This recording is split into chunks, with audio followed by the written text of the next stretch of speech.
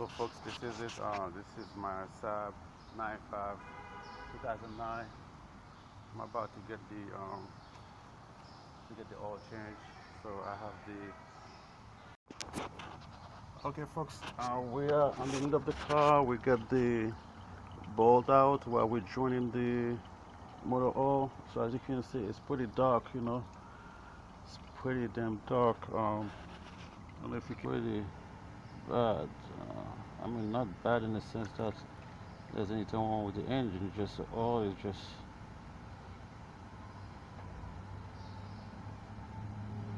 it's too dark. So we're gonna let this drip for a while we focus on other parts of the car. Luckily, the parking lot that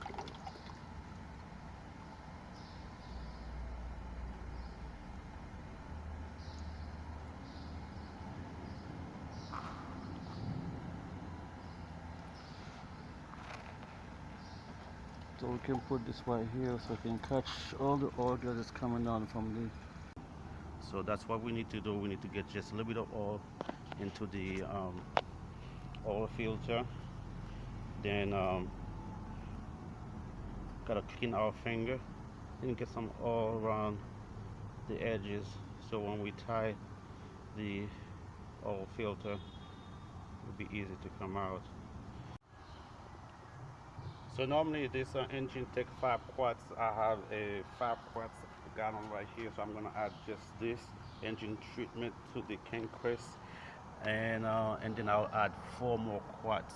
I'm not too good with this thing. Every time I try to do it, I always spill it. So I'm gonna use a funnel, and my eyes is burning as we speak, so bear with me.